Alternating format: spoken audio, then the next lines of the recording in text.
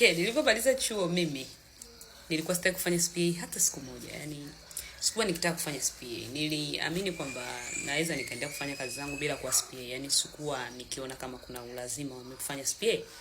So nikawa nashauriwa sana, fanya CPA nikastaki. Nilikuwa sikuwa na utayari actually, sikuwa na utayari kabisa.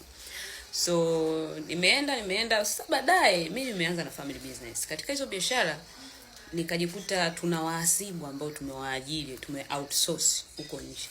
Ambapo huko ndo nilikuwa nikienda nafuatilia wanavyofaili VAT, wanafuatilia wanavyofunga hesabu. Sasa nikienda kule na kutoa kwa busy wanatuandalia zile filing and I don't know, sikuwa najua chochote kuhusiana na hizo VAT kufile and everything. Sasa nikawa very curious kwa wale watu. Kwani nikaa najiuliza, okay mimi nina degree, si ndio nimemaliza why mzee anahangaika kwa ajili ya hawa watu anawalipa and then mimi nina degree na sina uwezo wa kufanya hiki kitu? Kwani hao wanaofanya hicho kitu wako na nini? Nikaanza kujiuliza ile maswali. Au ndio hiyo CPA ambayo mimi sina. Kwa hiyo nikaanza kuwauliza wale watu.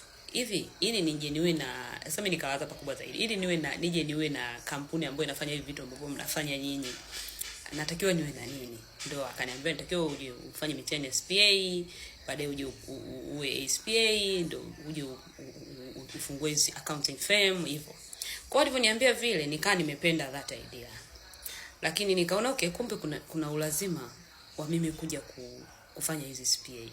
Kumbe na kingine nikawaza maybe siwezi kuwa competent kwenye hiki labda kwa sababu sina CPA. Ndio mawazo yanakuja kichwani. Ingawa haikuwa sahihi kwamba nilikuwa siwezi kwa sababu sina CPA. Ningeweza kujifunza hata kama sina CPA.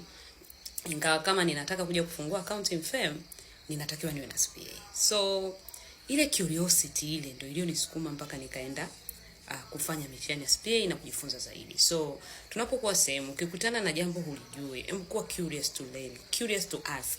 Kwa sababu nikanajiuliza okay, mzee sasa naona mimi na faida gani? Kama niko pale nimemaliza degree and then bado anaajiri watu, bado anatoa hela kwa watu wakati I can do those things. Kwa hiyo nikaona okay, ndio maana nikaamua kutoka pale na kwenda kufanya internship sehemu nyingine ili nikajifunze. Nikaona kuna haja ya kujifunza. Sasa pale nilikuwa siwezi kujifunza kwa sababu kwa mzee sikuwa na mtu wa kunifundisha.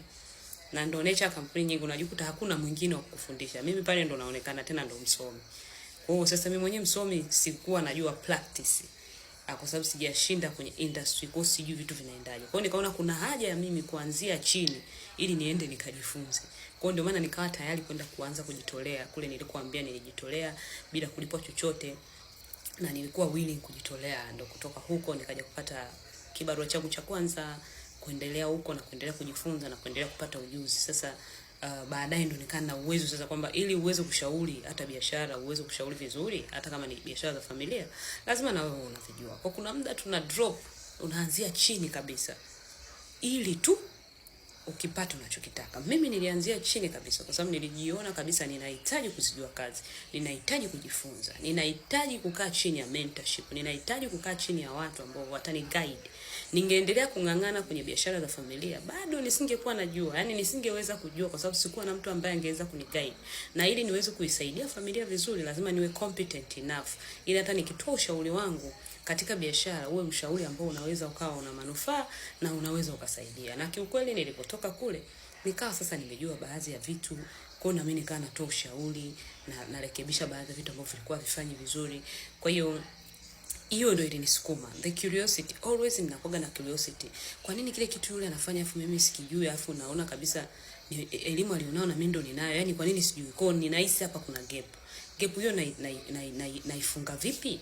Kwa hiyo ndo nakuwa tayari kwenda kujifunza ili niweze kujua. And I'm still learning na napenda sana kujifunza. Napenda kujifunza kila siku na naamini kujifunza kuna mwisho. Ili tujue, ili tuwe bora, ni lazima tuendelee kujifunza. Na kila siku kitu tunachofanya kuna wale waliotangulia kukifanya. Kwa hiyo wapo ambao wanaweza kutupa guidance, unaweza kutafuta guidance sehemu mbalimbali, lakini mwisho wa siku uijue kazi.